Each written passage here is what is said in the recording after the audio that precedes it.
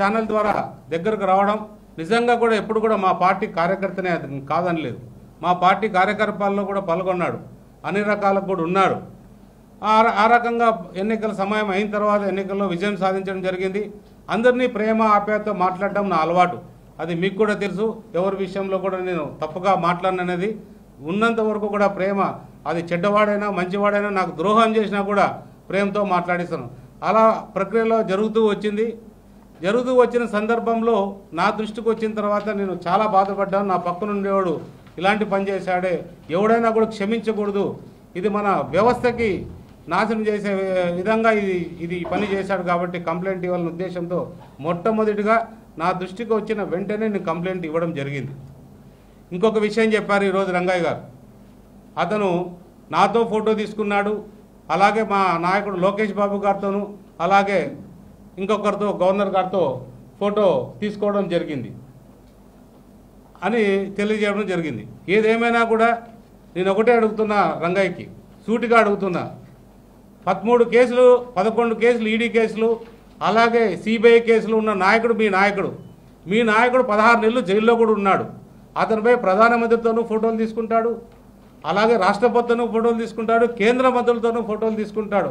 నువ్వు పోయి అతనితో ఫోటో తీసుకుంటావు అంటే 16 నెలలు ఉన్న జైల్లో ఉన్న వ్యక్తి ఫోటోలు తీసుకుంటే నీది తప్పు లేదు. కానీ వీడు నాకు తెలియదు బాబు, నాకు తెలిసిన వెంటనే నేను పోలీస్ కంప్లైంట్ పెట్టి అతన్ని లోపల అరెస్ట్ చేయించిన మమ్మల్ని తప్పంటావా?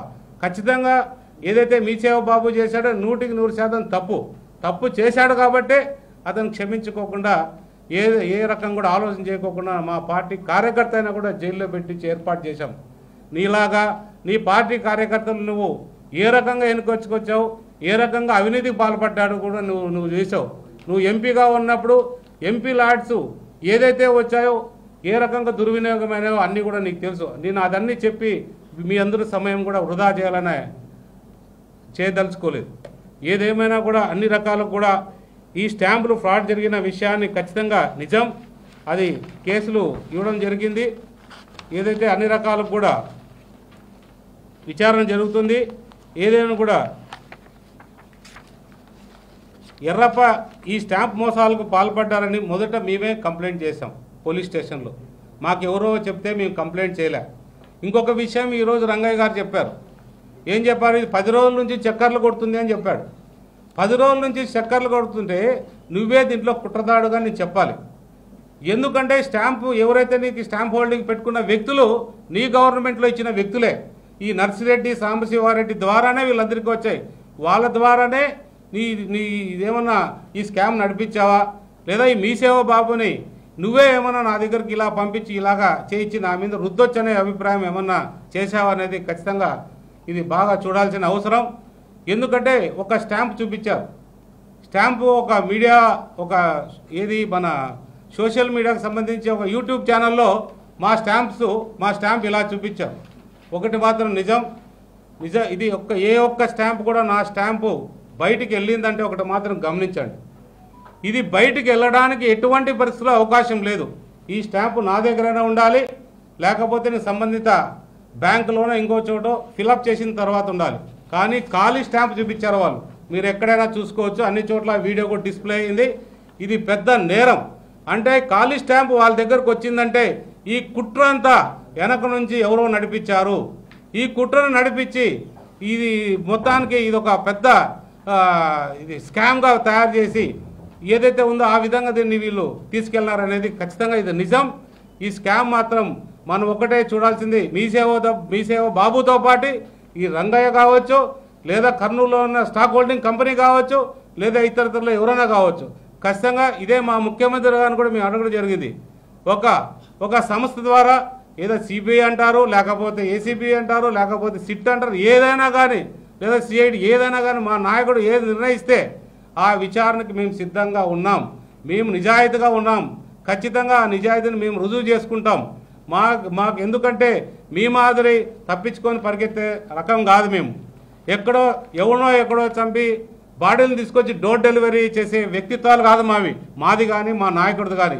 నిజాయితీమైన పరిపాలన చేస్తాం, అభివృద్ధి బాటలో నడిపిస్తాం, పూర్తిగా నష్టపోయిన రాష్ట్రాన్ని కూడా వెలుగు నింపుతామనేది ఖచ్చితంగా చెప్పగలుగుతాం. అలాగే నీకు కొన్ని పత్రికలో, ముఖ్యంగా సాక్షి పత్రికలో ఏదైతే ఉందో వివేకానంద రెడ్డి హత్య కేసును ఎలా చిత్రీకరించారో మీరు చూశారు. గుండె నొప్పి అంటారు, కత్తిపోటు అంటారు, ఎవరో చంపారంటారు, చంద్రబాబు చంపారంటారు, రకరకాలుగా ప్రచారం చేసి తీరా చూస్తే ఆయన కూతురు కావచ్చు, అలాగే ఆయన చెల్లెలు కావచ్చు, ఇది చంపిండేది మా వాళ్ళే, మా కుటుంబ సభ్యులే అని క్లియర్గా చెప్పడం జరిగింది. అంటే ఇలాంటి నీచ సంస్కృతి ఉన్న నువ్వు మా మీద ఆరోపణలు చేయడానికి అవకాశం లేదు. ఎందుకంటే ఎప్పుడైనా కానీ మా నిజాయితీని నిరూపించుకునే పక్షంలో ఏదైనా నిజంగా తప్పు చేశానంటే మాత్రం మీ అందరికి కూడా క్షమాపణ చెప్పి నేను మొత్తానికి తప్పుకునే పరిస్థితి చేస్తాను తప్ప ఎక్కడ కూడా మా కంపెనీ, నాకు సంబంధించిన కంపెనీలో కూడా 20,000 మంది పనిచేస్తున్నారు, 20,000 కుటుంబాలు. మేము కోట్ల కొద్ది ట్యాక్సులు కడతాం.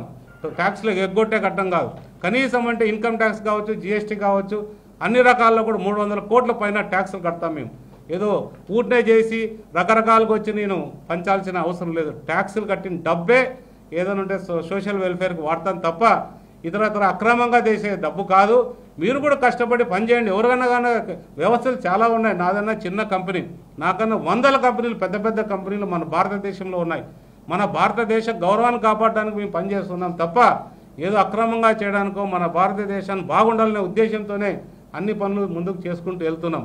దయచేసి మీకు ఒకటే చెప్తున్నా, ఏదైనా కూడా అవినీతి ఆరోపణలు నిజంగా ఇది నాకు బాధించింది, చాలా బాధాకరం అనిపించింది. నేను అభివృద్ధి బాటలో తీసుకెళ్తున్నా మా ప్రాంతాన్ని, మా నియోజకవర్గాన్ని కూడా చాలా చోట్ల కూడా స్వయాన వెళ్ళి సిఎస్ఆర్ ఫండ్స్ అడుగుతున్నా. సిఎస్ఆర్ ఫండ్స్తో పాటు మా ముఖ్యమంత్రి గారిని అడిగి చాలా వరకు కూడా అభివృద్ధి కార్యక్రమాలకు సంబంధించి హాస్పిటల్స్ కావచ్చు, ఇవన్నీ కూడా ఇప్పుడు అన్నీ ఇంప్లిమెంట్ అవుతున్నాయి. రకరకాల కేంద్ర ప్రభుత్వం కూడా అన్నీ ఒకటొకటిగా వస్తున్నాయి. ఈ అభివృద్ధి జరుగుతుంది కాబట్టి ఏదో రకంగా ఇతన్ని దెబ్బ కొడితే మొత్తం పోతుంది. ఎందుకంటే కొంత పాజిటివ్ ఇతనిపైన ఉంది కాబట్టి ఈ పాజిటివ్నెస్ తగ్గించాలి, ఏదో రకంగా ఇతను దెబ్బ కొట్టాలనే ఉద్దేశంతో మీరు మీ నాయకులందరూ పన్నిన కుట్రలోనే భాగమే అని మీ అందరూ కూడా తెలియజేస్తున్నారు.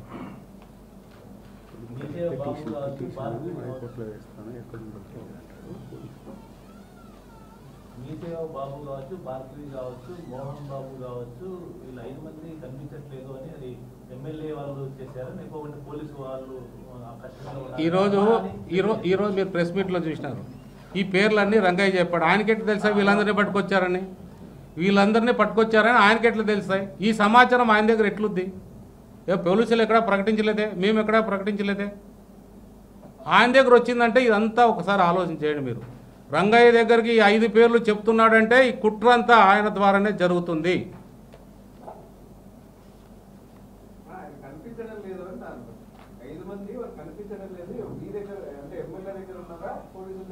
అది కనిపించ 5 మంది పేర్లు ఎందుకు చెప్తున్నా? ఎమ్మెల్యే దగ్గర ఎందుకుంటారు? ఎమ్మెల్యే దగ్గర ఉంటే విచారణ చేసి తీసుకెళ్ళండి.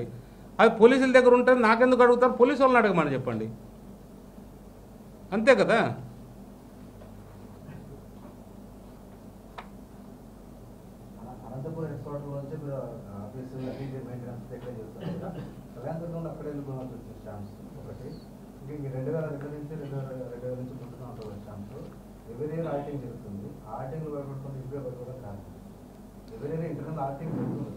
ఖచ్చితంగా మీరు అడిగేది కరెక్టే. రెండు చోట్ల స్టాంపులు కొంటాం, అనంతపూర్లోను కళ్యాణదుర్గంలోను. అనంతపూర్లో కూడా కొంటాం. అనంతపూర్లో కొనిండేటివన్నీ కొన్ని సందర్భాలు టైము, ఇప్పుడు నీతో నాకు పని ఉంటుంది, నువ్వు ఆ టైంకి అందుబాటులో ఉండు, సో ఇమీడియట్గా నాకు స్టాంప్ కావాలంటే నేను ఏం చేస్తా, ఇంకో చోటుకు పరిగెత్తా. అది కళ్యాణదుర్గం కావచ్చు, ఇంకో చోటు ఎక్కడైనా కావచ్చు, నేను పరిగెత్తి తెచ్చుకుంటా. మాకు ఇంతకుముందు 10-15 ఏళ్ళ నుంచి కూడా మహబూబ్ అనే వ్యక్తి మాకు స్టాంప్స్ పేపర్ తెచ్చిచ్చేవాడు. అతను కోవిడ్ టైంలో అనారోగ్యకారంగా చనిపోవడం జరిగింది. అంటే 2022లోనే అతను చనిపోయాడు. కాబట్టి ఎవరో ఒకరు అందుబాటులో ఉండి కంపెనీకి, ఎందుకంటే ఇమ్మీడియట్గా అవసరాలు ఉంటాయి కాబట్టి అట్లా 2 చోట్ల కొనడం జరుగుతుంది అంతే తప్ప అక్కడ కొనకూడదు, ఇక్కడ కొనాలనేది ఏం లేదు. ఇంకో విషయం మీరు అడిగారు ఆడిట్ గురించి. ఆడిట్లో నిన్న క్లియర్గా కంపెనీ వాళ్ళు క్లియర్గా ఎక్స్ప్లెయిన్ చేశారు మీకు. అంటే ఈ పేపర్ అనేది 100 పేపర్లు వస్తుంటాయి. అంటే ఈ స్టాంపింగ్ ఫ్రాడ్ జరుగుతుంది అనేది కళలో కూడా ఎవరు అనుకోరు. ఈ స్టాంపింగ్ ఫ్రాడ్ అనేది ఎవరికి తెలియదు. మొట్టమొదటిసారిగా ఇక్కడే జరిగింది ఈ స్టాంపింగ్ ఫ్రాడ్ అనేది. కాబట్టి నెక్స్ట్ టైం మీరు అన్నట్టు ఏదైనా వస్తే ఖచ్చితంగా మేము ఈ స్టాంపులు కూడా చెక్ చేసుకోమని చెప్తాం. ఎవరైనా నానే కాదు, ప్రజలు కూడా అదే చెప్తారు. ఎందుకంటే మనం చెక్ చేసుకుంటే వెసులుబాటు కూడా ఉంటుంది కాబట్టి చెప్తాం. ఇప్పుడు నేను సామెతలు చెప్పదలుచుకోలేదు, ఎందుకంటే కరెక్ట్ కాదనేది మిమ్మల్ని అందరూ మీరంతా బాగా ఎక్స్పీరియన్స్ ఉండేవాళ్ళు. ప్రతి ఒక్క పేపర్ ఇప్పుడు నీ దగ్గర నిన్న చెప్పాడు సంబంధించిన ఎండి ఏం చెప్పాడు, 500 రూపాయల నోట్లు కూడా 500 రూపాయల నోటు ఎంతో స్టాంప్ అంతే. 500 రూపాయల నోటు నీ జేబులోకి వస్తే ప్రతి నోటు నుండి డూప్లికేటా ఒరిజినల్ అని చెక్ చేస్తావా? ఇస్తావు తీసి. దాంట్లో డూప్లికేట్ నోట్లు వస్తాయి, మీరు చాలా చోట్ల ప్రకటిస్తారు, అట్లే చూస్తూ ఉంటాం అంతే. అదే మీ స్టాంప్ అనేది 100 రూపాయలతో నుంచి 2 లక్షల దాకా, అంటే 1 లక్ష రూపాయలు ఉంటుంది. ఇంకొక స్టాంప్ కావాలంటే 2 లక్షలు తీసుకుంటారు.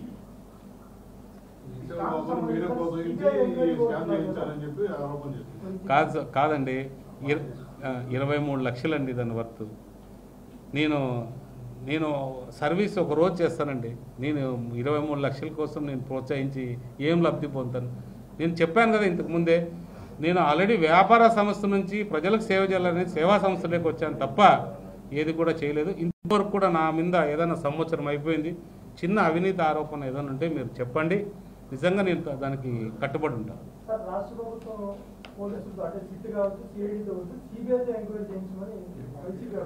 మా ముఖ్యమంత్రి గారు ఏది నిర్ణయిస్తే అది, అంటే నాది కాదు బాధ్యత, ఆయనే మాకంతా బాస్ కాబట్టి మా ముఖ్యమంత్రి గారు సిబిఐ అంటారా, సిఐడి అంటారా, సిట్ అంటారా, ఆయన ఇష్టం. దేనికైనా సిద్ధం, దేనికైనా ఎంక్వైరీ చేయాలి.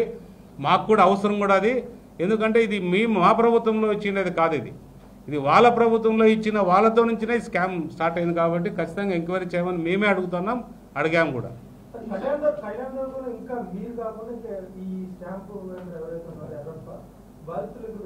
చాలా మంది రైతులు ఉన్నారు, రోజు తండోపతండాలుగా వస్తున్నారు.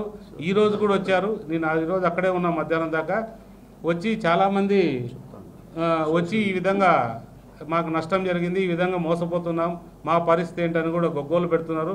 ఇంకా మూడు రోజుల నుంచి మీదే నాకు ఈరోజు మీడియాలో వచ్చే సమయం సరిపోవట్లేదు వాళ్ళకి ఆన్సర్ చేయడానికి చెప్పుకోవడానికి, కాబట్టి రేపు మర్నాటి నుంచి కూడా దాని మీద దృష్టి పెడతాం.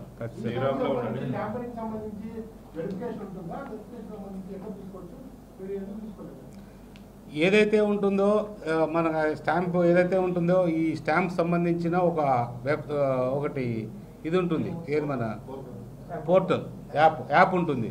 ఆ యాప్లో ఎవరైనా చెక్ చేసుకోవచ్చు. కానీ గడిచిన 3 రోజుల నుంచి ఆ యాపే బ్లాక్ చేశారు. అసలు ఇది ఒక షాకింగ్. ఆ యాప్ ఎందుకు పనిచేయలేదంటే దాని దగ్గర ఆన్సర్ ఎవరు చెప్పేవాళ్ళు లేరు. ఖచ్చితంగా వాళ్ళపైన ఎంక్వైరీ చేయాలి, నిజానిజాలు తేల్చాల్సింది. ఈ కుట్ర అక్కడి నుంచే ప్రారంభమైంది.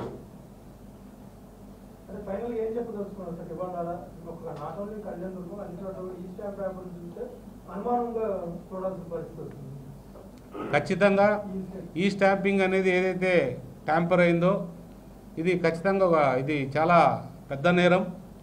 డబ్బు చిన్నదైనా నేరం మాత్రం పెద్దదే. దీన్ని ఎవరు కూడా ఉపేక్షించాల్సిన అవసరం లేదు. ఏదైనా కూడా కళ్ళందరూ ప్రజలు కూడా ఒకటే తెలియజేస్తున్నా, ఇలాంటివి ఏదైనా ఉంటే మీరు ఇమ్మీడియట్గా పోలీస్ వ్యవస్థకు కానీ లేదా మా దృష్టికి తీసుకొస్తే మేము కూడా పోలీస్ వ్యవస్థకు తీసుకెళ్లడమా లేదా కమిషనర్ దృష్టికి తీసుకెళ్లడమా ఇవన్నీ కూడా చేస్తాం. ఇలాంటి మోసాలకు పోద్దండి. మన ప్రాంతాన్ని అభివృద్ధి చేసుకోవడానికి కట్టుబడి ఉన్నాం. ఖచ్చితంగా మన ప్రాంతాన్ని అభివృద్ధి చేసుకుంటాం. నా మీద బురద జల్లితే వాళ్ళకు వచ్చేది లాభం కానీ ప్రజలకు వచ్చేది నష్టం. నా మీద బురద జల్లే అభిప్రాయం రాకుండా చూసుకోవాల్సిన బాధ్యత నాపైన మీ అందరిపైన ఉంటుందనేది నా అభిప్రాయం.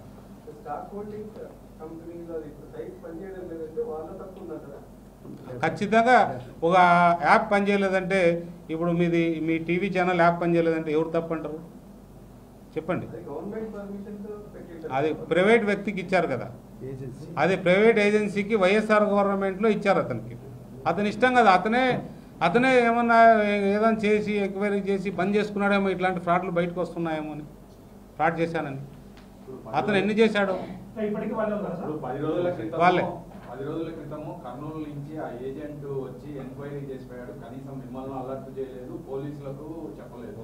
మరి అతని మీద కూడా ఏమన్నా కంప్లైంట్ ఇస్తున్నారు? ఖచ్చితంగా ఇది మా దృష్టికి నిన్ననో ఎప్పుడో చెప్పారు.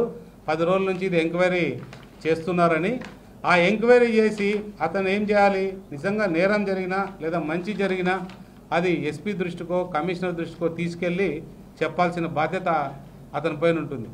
ఆ పని నాకు తెలిసి ఎక్కడ కూడా చేసినట్లేదు. చేసింటే పోలీసు వాళ్ళన్నా కూడా చెప్పాలి, లేదా కమిషనర్ దగ్గర చెప్పాలి.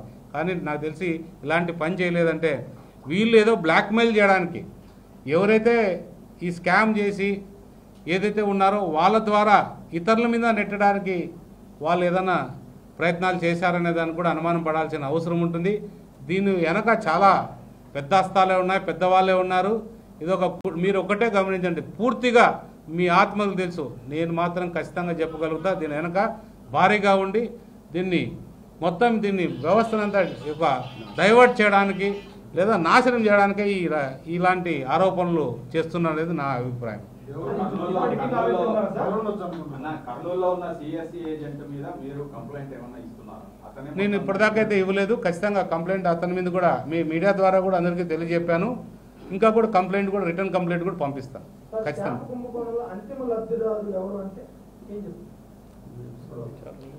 ఇది విచారణ చేస్తున్నారు, విచారణలో ఖచ్చితంగా తేలుస్తారు. అంతిమ లబ్ధిదారుడు జగన్ రెడ్డి, రంగయ్య లేదా మీసేవ బాబునా ఎవరు అనేది ఖచ్చితంగా అది విచారణలో వస్తుంది. ఖచ్చితంగా అన్ని విషయాలు కూడా నాకన్నా ముందు మీకే తెలుస్తాయి, ఖచ్చితంగా తెలియజేస్తాం. స్టాంపులు కొన్న తర్వాత బ్యాంకు ట్రాన్సాక్షన్స్, అతనికి ట్రాన్స్ఫర్ చేసిన బ్యాంక్ ట్రాన్సాక్షన్స్ అన్ని పోలీసులు అడిగారు, మీరు ఇచ్చారు కదా? ప్రతి ఒక్కటి కూడా వైట్ ట్రాన్సాక్షన్, ప్రతి ఒక్క రూపాయి కూడా పోలీసు వాళ్ళకి సమర్పించడం జరిగింది. అన్నీ కూడా వాళ్ళ దగ్గర రికార్డు ఉన్నాయి.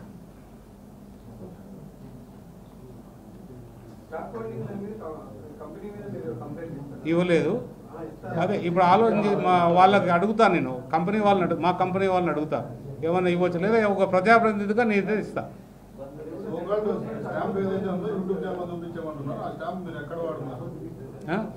అది నిజంగా నిన్న నేను డిస్ప్లే చూపించినట్టున్నారు మీకు.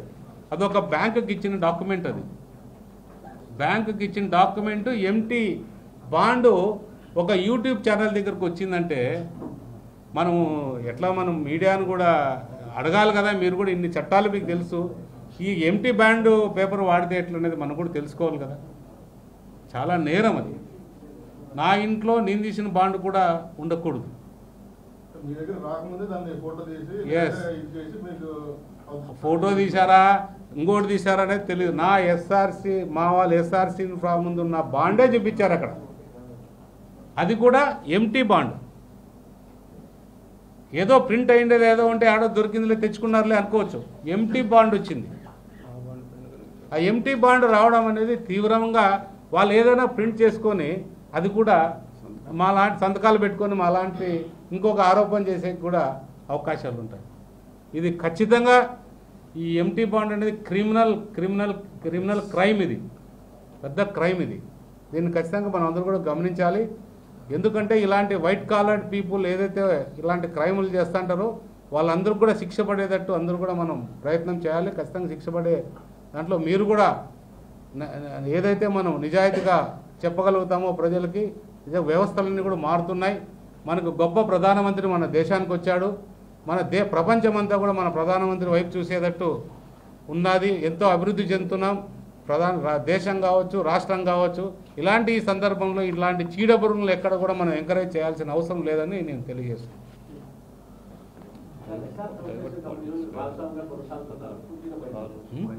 లేదండి, లేదండి. ఎలక్షన్స్ నేను నామినేషన్ వేసేక ముందే ఆ కంపెనీ నుంచి బయటకు వచ్చేసాను. నేను ప్రజెంట్ ప్రజాప్రతినిధిగా ఎమ్మెల్యేగా కొనసాగుతున్నాను. నాకి సంస్థకి సంబంధం లేదు, బయటకు వచ్చేసాను. ఇంకోటి డైవర్షన్ పాలిటిక్స్ అనేది ఇప్పుడు బాగా నేర్చుకున్నారు. ఇప్పుడు ఏదో జరుగుతుంటుంది, ఒక కార్ యాక్సిడెంట్నో, ఒక లిక్కర్ మాఫియానో, ఇంకోటో డైవర్ట్ చేయాలంటే ఏం చేయాలా? ఇలాంటి చిన్న విషయాల్ని, అంటే ఇది పెద్ద విషయమే అనుకుందాంలేండి, ఇలాంటి విషయాల్ని పదే చెప్తూ ఉంటే వాళ్ళ డైవర్ట్ అవుతున్నారు. కానీ ప్రజలు చాలా తెలివైన వాళ్ళు, వాళ్ళందరికీ కూడా తెలుసు ఏ రకంగా డైవర్ట్ చేస్తారనేది. ఖచ్చితంగా ప్రజలు కూడా గమనించాలి. ఇది ఏదే అవసరమో అది మనం స్పందిస్తాం. ఏ రకంగా మనం ముందుకెళ్దాం అనేది మీ ద్వారా మా ప్రజలకు తెలియజేస్తున్నాం.